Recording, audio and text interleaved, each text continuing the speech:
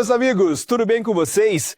Eu sou o Bruno Oliveira e esse é o canal onde a gente troca ideia sobre tudo que envolve o mundo dos carros, desde manutenção e cuidados até curiosidades e soluções simples para o seu dia a dia no volante. Se você curte conteúdo direto ao ponto e sem enrolação, já deixa o like, se inscreve aqui no canal e acompanha o vídeo até o final, porque tem informação que pode fazer a diferença para você e para o seu carro. Mesmo os dispositivos de iluminação mais potentes não iluminarão a estrada se o vidro do farol estiver contaminado.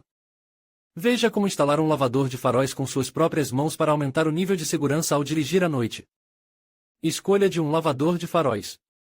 O lavador de faróis é obrigatório ao instalar faróis de xenônio em um carro. No artigo sobre a instalação do xenônio com suas próprias mãos, foi indicada a maneira mais simples e barata de completar o lavador de faróis do carro. Mas esse método é adequado apenas para legalizar a instalação do xenônio e não receber uma multa por conversão inadequada do veículo. Do ponto de vista da eficiência, o uso de uma bomba usada para lavar o para-brisa é extremamente ineficiente. Devido à baixa pressão, o líquido não remove com eficácia os depósitos congelados ou ressecados.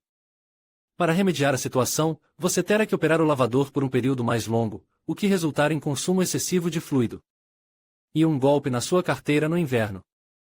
Somente uma bomba especial de alta pressão do lavador de faróis pode garantir a operação eficiente do sistema. Se o seu carro nos últimos anos de produção ou em alguns conjuntos foi instalado no lavador de faróis padrão, você poderá comprar um conjunto original. Nesse caso, o número de modificações será mínimo, mas o custo dos dispositivos padrão muitas vezes não pode ser chamado de humano. E por isso que recomendamos que você deixe de escolher os kits universais de lavadores de faróis, que podem ser de dois tipos, em telescópico.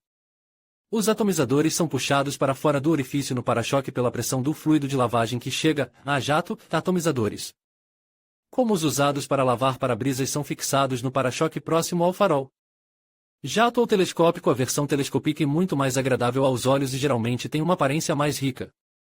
Entretanto, os bicos de jato são mais fáceis de usar. As tampas decorativas dos bicos telescópicos no inverno ficam cobertas de gelo, bloqueando sua saída. Além disso, quando ficam sujas e sob a influência do gelo, o mecanismo pode começar a travar. Às vezes, nos casos em que a tampa fica bloqueada devido ao aumento da pressão no sistema, as mangueiras se rompem, resultando em vazamento de fluido. Além disso, os bicos retráteis são mais difíceis de instalar, pois sua instalação pode exigir a fabricação de suportes individuais. Em termos de conexão de energia, instalação da bomba e roteamento da mangueira, os sistemas a jato e telescópicos não diferem entre si. O que você precisa para a instalação? O conjunto padrão de lavadoras universais inclui uma bomba de alta pressão, mangueiras, um T com uma válvula que abre somente em uma determinada pressão. Isso evita que o fluido saia se o tanque for instalado acima do nível do local do bocal. Unidade de fonte de alimentação, que foi projetada para a operação inteligente do sistema. Por exemplo, o lavador não pode ser ativado se os faróis não estiverem ligados. A unidade de alimentação também controla o tempo da bomba. Fios, conectores, fusível. Chave para ajustar o jato do bocal do lavador. Bracadeiras para crimpagem de mangueiras, bracadeiras plásticas para fixação de fios e mangueiras. Parafusos autoatarrachantes para fixação de bicos.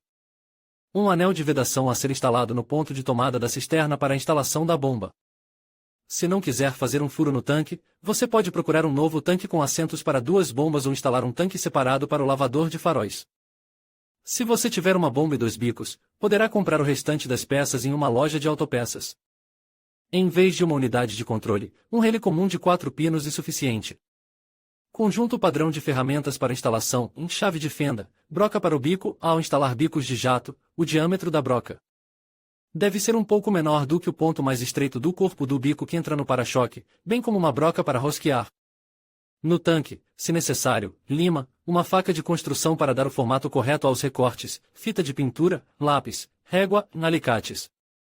Chaves e chaves de fenda para remover o para-choque. Auto-instalacal. Instalação com suas próprias mãos, remova o para-choque do carro. Faca um furo no tanque do lavador, instale a borracha de vedação e a bomba. Puxe as mangueiras na direção dos atomizadores e instale o TEI. Marque o local aproximado da instalação. Os bicos de jato são fixados somente no para-choque. Os produtos telescópicos podem ser fixados no para-choque com parafusos autoatarrachantes ou no reforço metálico do para-choque.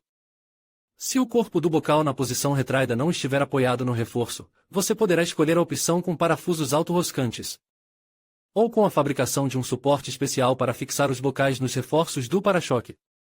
Em alguns carros, não é possível usar essa opção, pois o para-choque fica muito próximo do reforço. Nesse caso, os bicos retráteis são fixados ao amplificador de tal forma que, no estado abaixado, as tampas decorativas aderem totalmente ao para-choque. No estado de funcionamento, a faixa de ajuste do bico permite direcionar o jato de líquido diretamente para a área das lâmpadas. Facas marca-cois. Para fazer isso, é mais conveniente colar uma fita adesiva no para-choque, marcar o local do bocal e medir a distância entre ele e vários pontos do farol. Em seguida, depois de remover o para-choque, repita as medições com a maior precisão possível para entender como os bicos devem ser posicionados na posição retraída. Coloque os bicos no número mínimo de dispositivos de fixação para o encaixe, acole-os, se possível. Faca um furo grande o suficiente para a passagem do corpo do atomizador. Se nada obstruir a extensão, prenda firmemente o bocal e a tampa decorativa. Instale as mangueiras. Conecte a fonte de alimentação, verifique o desempenho do sistema, prenda firmemente os fios e as mangueiras. Ajuste os bicos. Conexão da fonte de alimentação. Ao instalar a unidade de fonte de alimentação, siga o diagrama fornecido pelo fabricante do dispositivo. Estude cuidadosamente a pinagem dos conectores e o esquema de cores dos fios dos sistemas nos quais você será introduzido. Em uma versão mais simples, mas não menos funcional, o projeto para conexão de energia usa um relé convencional de 4 pinos. A alimentação Plus é obtida diretamente da bateria, colocando-a o mais próximo possível do fusível da bateria com a classificação necessária a como calcular a classificação do fusível. Conecte o controle Plus do mesmo fusível. Enrosque o fio de alimentação menos ao terra e o fio do controle menos ao botão no compartimento do passageiro. O botão deve ser normalmente aberto, sem trava. Conecte um fio do botão ao controle negativo do relé e o segundo fio amassa dentro do compartimento do passageiro. Quando o botão for pressionado, os contatos se fecharão, fazendo com que a bomba seja ligada. E assim concluímos nosso vídeo sobre a instalação do lavador de faróis. Esperamos que as dicas e o passo a passo tenham sido úteis para você realizar essa tarefa com facilidade. Lembre-se de sempre seguir as instruções do fabricante e garantir que tudo esteja funcionando corretamente para a sua segurança e a dos outros na estrada. Se você gostou do conteúdo, não esqueça de curtir e se inscrever no canal para mais dicas automotivas.